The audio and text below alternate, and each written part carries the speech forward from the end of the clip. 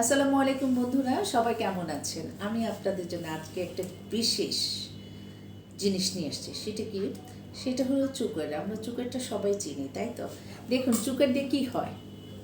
এই যে চুকের ফলটা, এটা কিন্তু আমরা আমার জামা লাল, চুকের লাল। এই যে চুকের ফলটা, এটা তো আমরা সবাই চিনি।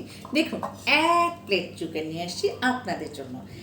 এটা দিয়ে কী হয় সেটা আমি একটা একটা করে বর্ণনা দিচ্ছি। এটা দিয়ে যে চা, উফ, অসাধারণ চা। এই যে দেখুন আমি চা বানিয়ে নিয়ে আসছি।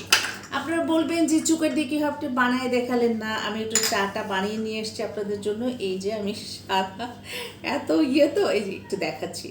দেখুন কি চমৎকার কালার না, খুবই সুন্দর কালার এবং খেতেও দারুণ। এই যে কি দারুণ কালার না, আমি বুঝতে পারিনি আসলে।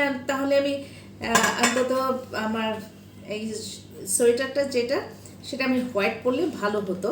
আচ্ছা যাই হোক, আমার ব্যাকগ্রাউন্ডটা সাদা। এই চাটা আমি একটু খেয়ে দেখাচ্ছি, কি অপূর্ব চা আমি আপনাদের ছাড়া খাচ্ছি। অসাধারণ। আরও কি হয় সেটা একটু বলি।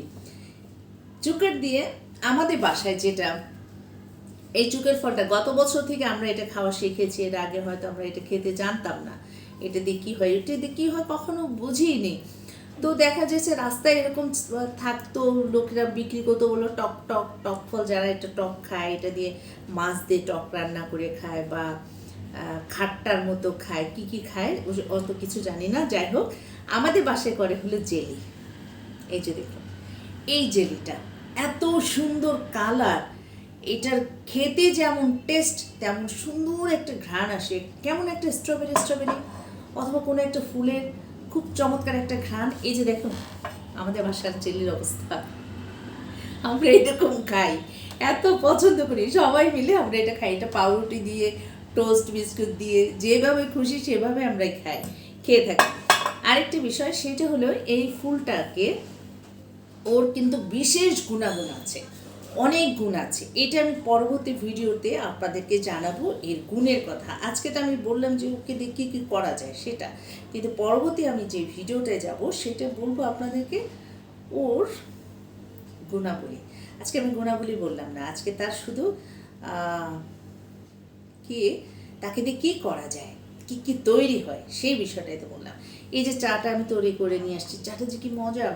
এটা আপনি ইচ্ছা করলে আপনি চিনি ছাড়াও খেতে পারেন, অথবা ইচ্ছে করলে চিনি দিয়েও খেতে পারেন, অথবা মধু দিয়ে খেতে পারেন। যেভাবে খুশি আপনি সেভাবে খেতে পারেন, যেভাবে আপনার টেস্ট। একটু টকটা অনেক বেশি, কিন্তু টকটা খুব মজার টক আছে না, টক কেমন জানি একটা টক না, কেমন জানি টক না, খুব মজার একটা টক। আমি এই যে এখানে নিয়ে আসছি যাতে এটাকে দেখা যায়, বোঝা যায়। চায়ের কাপটা যে সাদা ব্যাকগ্রাউন্ডে দিলাম একদম সুন্দর বোঝা যাওয়ার জন্য। আমার জামাটা লাল লাল হয়ে গেছে। ঠিক আছে, পরবর্তী ভিডিওটা আপনাদেরকে সাদাতে দিয়ে দেখাবো যে এটা কত সুন্দর লাগে, কত চমৎকার একটা চা।